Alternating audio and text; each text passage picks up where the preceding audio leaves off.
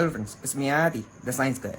Friends, आज का जो टॉपिक है वो एक पब्लिक डिमांड टॉपिक है, जहाँ पे हम एटम्स, मॉलिक्यूल्स और कंपाउंड्स के बारे में जानेंगे, इनके डिफरेंसेस को समझेंगे कि ये एक दूसरे से कैसे डिफरेंट है, और लॉ ऑफ केमिकल कॉम्बिनेशन के बारे में भी जानेंगे। ये क्लास 9 का चैप्टर है, तो बिना टाइम वेस्ट किए चलिए स्टार्ट करते हैं।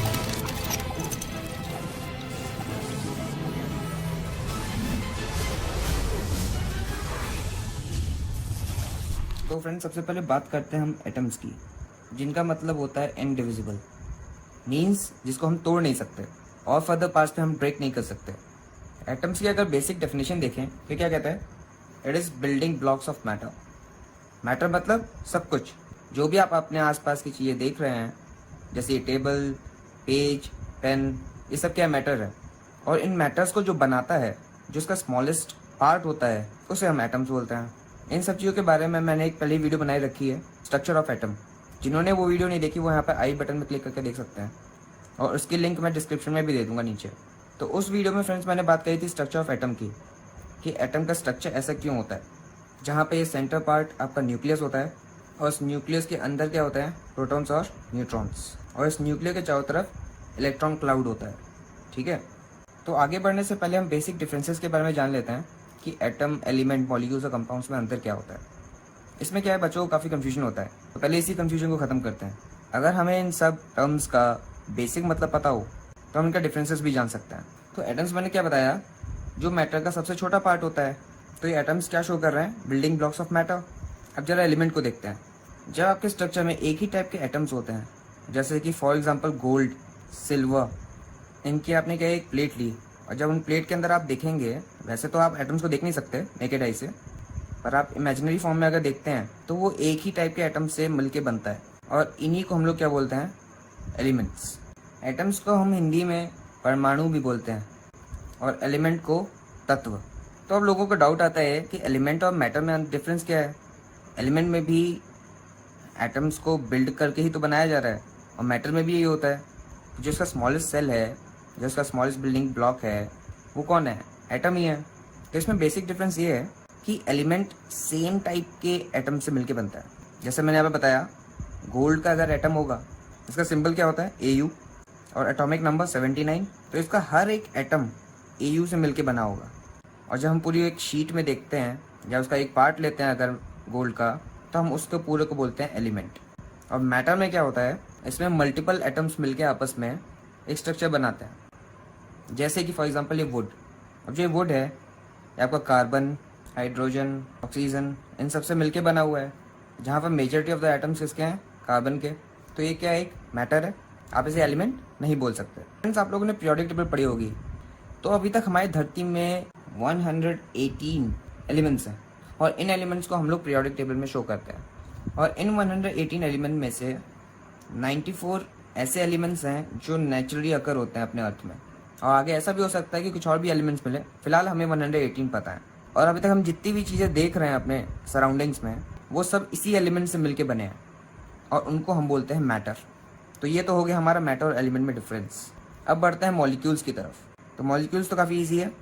जब भी आप दो या दो से ज़्यादा एटम्स को केमिकली कंबाइन करते हो, तो हम उन्हें मॉलिक्यूल्स कहते हैं। जैसे फॉर एग्जांपल H2, यहाँ पर क्या है? Hydrogen, oxygen. तो यहाँ पे क्या हो रहा है कि ऑक्सीजन के 2 एटम्स हैं, ठीक है, यहाँ पे 2 एटम्स हैं, हाइड्रोजन के भी यहाँ पे 2 एटम्स हैं। ऑब्वियसली अगर सिंगल एटम होता तो आप उसे एटम बोलते, क्योंकि ये 2 एटम को मिला के बना, इसलिए हम उसको मॉलिक्यूल्स बोल रहे हैं। 2 से ज़्यादा, जैसे कि ओजोन, O3 जिसे लिखते हैं, इसमें क्या 3 एटम्स हैं ऑक्सीजन के। अब बढ़ते हैं कंपाउंड्स की तरफ। मेरे ख्याल से अभी तक आपने गेस भी कर लिया होगा कि कंपाउंड क्या होगा। जब भी आप डिफरेंट एटम्स को आपस में केमिकली कंबाइन करते हैं, जैसे कि C6H12O6, ये क्या है? आपका ग्लूकोज है। यहाँ पे किस किस के एटम बने हुए हैं? कार्बन का, हाइड्रोजन, ऑक्सीजन। ये क्या होता है? पेड़ों का खाना भी होता है। तो ऐसे सब्सटेंसेस को हम लोग क्या बोलते हैं? कंपाउंड्स। कभी कभी आपने देखा होगा कि जैसे H2 होता है, वाटर, इसको हम मॉलिक्यूल्स भी बोल देते हैं। अब देखा जाए रियल में इसमें हाइड्रोजन है और ऑक्सीजन है, मतलब 2 डिफरेंट एटम्स को मिला के बना हुआ है, तो एक्चुअल में कंपाउंड होना चाहिए, और यही लोगों को समझ में नहीं आता है। तो क्या है कि आप इसको कंपाउंड बोल सकते हो, लेकिन साथ ही साथ इसको मॉलिक्यूल्स भी बोल सकते हो। और इसको मॉलिक्यूल्स हम क्यों बोल रहे हैं? क्योंकि अब जो पानी है, हम जब कोई पानी का एक पार्ट को हम लोग देखना चाहते हैं, एक मॉलिक्यूल को देखते हैं, तो वो H2O होता है, और उसको हम पानी के एक पार्ट की तरह कंसिडर करते हैं। लेकिन इसका मतलब ये नहीं है कि जैसे हाइड्रोजन मॉलिक्यूल ऑक्सीजन मॉलिक्यूल हैं इनको हम कंपाउंड कहते हैं। तो यहाँ से हमारी एक स्टेटमेंट निकल के आती है, that is all compounds can be stated as molecule but all molecule are not compounds. जिसका मतलब हुआ कि सारे कंपाउंड्स को आप मॉलिक्यूल्स कह सकते हो। जैसे ग्लूकोज के इस पार्ट को आप मॉलिक्यूल बोल सकते हो, स्मॉलेस्ट पार्ट को, बट आप ओजोन को कंपाउंड नहीं बोल सकते क्योंकि यहाँ पे दूसरा एटम इसके साथ अटैच नहीं है। यहाँ पे इसी के साथ एक और चीज़ आ जाती है, एटोमिसिटी, जो कि क्या बताता है, नंबर ऑफ एटम्स एक मॉलिक्यूल में कितने हैं। जैसे कि यहाँ पे हाइड्रोजन, यहाँ पे आपको हाइड्रोजन क्या दिख रहा है, डाई एटॉमिक दिख रहा है। ऐसे ही आपके टेट्रा एटॉमिक, पॉली एटॉमिक, इस टाइप के भी एलिमेंट्स होते हैं। पॉली एटॉमिक है जैसे एग्जांपल सल्फर, क्योंकि आपने इसके मॉलिक्यूल्स देखे होंगे S6 टाइप के बनते हैं जो। तो इन सब चीज़ों को देख के हमें एक चीज़ पता चलती है कि एटम्स यहाँ पे आपके सबसे छोटे हैं। ओके, तो ये सबसेट है किसका, एलिमेंट का, और मॉलिक्यूल सबसेट है कंपाउंड का। तो ये छोटे से बड़ा इस तरह से बढ़ता है। और एक और चीज़ क्लास 9 तक हमको बताई जाती है कि जो एटम्स हैं वो आपके इनडिविजिबल हैं, मतलब एटम्स को ब्रेक नहीं कर सकते। ऐसा जॉन डाल्टन ने कहा था, और भी कई फिलोसोफर्स थे जिनने आइडिया पहले दिया हुआ था। लेकिन यहाँ पे हम लोग को पता चल जाता है क्योंकि यहाँ पे प्रोटॉन, न्यूट्रॉन, इलेक्ट्रॉन्स हैं, तो हम एटम्स को इन पार्ट्स में डिवाइड कर सकते हैं, राइट। तो एटम्स डिविजिबल हैं। और यही नहीं, अब ये प्रोटॉन्स और न्यूट्रॉन्स हैं, ठीक है, ये जो आपके अंदर यहाँ पे प्रोटॉन्स और न्यूट्रॉन्स होते हैं, इनको भी आप डिवाइड कर सकते हो। या आप हाई क्लासेस में पढ़ोगे कि इनको जब आप डिवाइड करोगे तो कॉक्स बनते हैं, इनके अंदर कॉक्स होता है।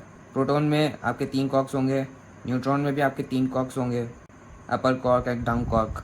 फिलहाल आपका ये कंसर्न नहीं है, बस आपको ध्यान रखने वाली ये चीज़ थी कि एटम्स डिविजिबल होते हैं। एक और मज़े की बात ये है कि ये जो चीज़ें थी एटम्स के बारे में, डिविजिबल हैं या एटम्स होते हैं, ये सब 18वीं सेंचुरी में निकाला गया। लेकिन इंडिया में कुछ फिलोसोफर्स थे जिन्हें पहले ही आइडिया दे दिया था, तभी ये हिंदी नाम आए हुए हैं, ठीक है। परमाणु, तत्व, मैटर को पदार्थ बोला गया। उनमें से एक फिलोसोफर महर्षि कन्नड़ थे। इन्होंने ये पोस्टुलेट दिया था कि ये जो पदार्थ है इसको आप जब फर्दर डिवाइड करोगे तो आप परमाणु में पहुंचोगे, जिसे आप डिवाइड नहीं कर सकते। लेकिन क्योंकि साइंस में सिर्फ आइडियाज़ के बेसिस पे इंक्लूड नहीं किया जाता, राइट, आपको एक्सपेरिमेंटल प्रूफ देने पड़ते हैं। और इन सब के एक्सपेरिमेंटल प्रूफ्स 18वीं सेंचुरी से आना शुरू हुए। इसलिए आप लोग के अगर मन में आता है कि इनके हिंदी नाम कैसा है, तो हिंदी नाम तो बहुत पहले ही बन चुके थे। ये एटम्स, एलिमेंट्स, ये नाम बाद में आए थे, क्योंकि भारत के लोगों को इसका ये नहीं पता था कि इसके अंदर प्रोटॉन्स, न्यूट्रॉन्स, इलेक्ट्रॉन्स और क्वार्क्स जैसी चीज़ें भी होते हैं। तो इनके हिंदी नाम नहीं हुए। फिलहाल तो आपको ये सब जानने की ज़रूरत नहीं थी। इनका आप नाम याद नहीं भी रखें तो कोई प्रॉब्लम नहीं है। Main thing is concept. कहते हैं ना, knowledge is not about knowing facts. वो फैक्ट्स को याद रख के आप नॉलेज नहीं पा सकते, आपको कॉन्सेप्ट सीखने होंगे। और साइंस यही है, ज़्यादा फैक्ट्स पे फोकस मत करिएगा, बेसिक अंडरस्टैंडिंग जानिएगा कि साइंस है क्या, तो आपको मज़ा भी आएगा पढ़ने में। तो ये तो हो गया हमारा पार्ट 1, जहाँ पे एटम्स, मॉलिक्यूल्स और कंपाउंड्स के बारे में हमने जाना।